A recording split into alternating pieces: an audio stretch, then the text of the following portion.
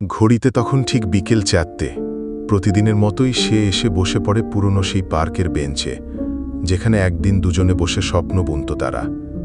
এখন শুধু সে আসে, সাথে থাকে শুধু তার স্মৃতি আর প্রতীক্ষার এক অনন্ত দিনলিপি। নাম তার হৃদয়, আর যাকে সে আজও ভালোবাসে তার নাম ছিল নৈপুণ্য।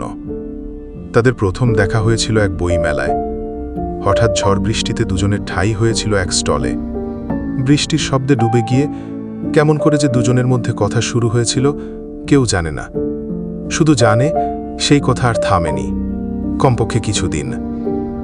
নৈপুণ্য ছিল প্রাণবন্ত, অথচ চোখে ছিল একরকম বিষণ্ণতা, আর হৃদয় ছিল নীরব কবি। শব্দের অভাব ছিল তার কাছে, কিন্তু বাস্তবের মুখে সে অনেকটাই নির্বাক। একদিন নৈপুণ্য বলেছিল, তুই না থাকলে আমার বুকের ভেতরটা কেমন খালি খালি লাগে। হৃদয় শুধু হেসে বলেছিল, তুই থাকলে আমি মানুষ হয়ে উঠি।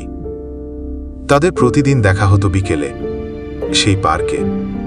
দুজনের চুপচাপ বসে থাকা, হাত ছুঁয়ে থাকা, কিংবা নৈপুণ্যের ছোট ছোট অভিযোগ, সবকিছু মিলিয়ে জীবনটা ছিল একটা কবিতা।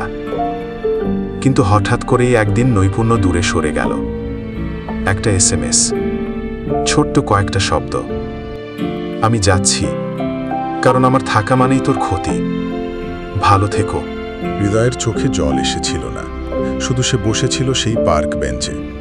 ঘণ্টা কেটে গিয়েছিল, দিন পেরিয়েছিল, মাসও। আজ 3 বছর হয়ে গেছে। নৈপুণ্য আর কখনো আসেনি। তবুও হৃদয় প্রতিদিন এসে বসে সেই একই জায়গায়। সে জানে মানুষ ফিরে আসে না সব সময়, কিন্তু অনুভব সেটা তো থেকে যায়। সে মাঝে মাঝে পুরনো চিঠি পড়তে বসে। একটা চিঠির শেষ লাইনে নৈপুণ্য লিখেছিল, তুই যদি কোনোদিন আমাকে খুব মিস করিস, আকাশের তারা গুনে নিস। একদিন আমি ফিরে আসব, যদি না শরীরটা ফেরে, মনটা ঠিক আসবে।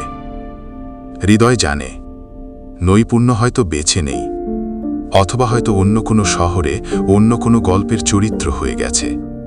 তবুও প্রতিদিন বিকেল 4টায় সে এসে বসে সেই বেঞ্চে। পকেটে করে নিয়ে আসে সেই পুরনো চিঠি আর একটা সাদা গোলাপ। কারণ কিছু ভালোবাসা হারিয়ে যায় না, তারা থেকে যায় একটা চিঠির শেষ লাইনে, একটা না বলা কথার মধ্যে, একটা অপেক্ষার মৌনতা।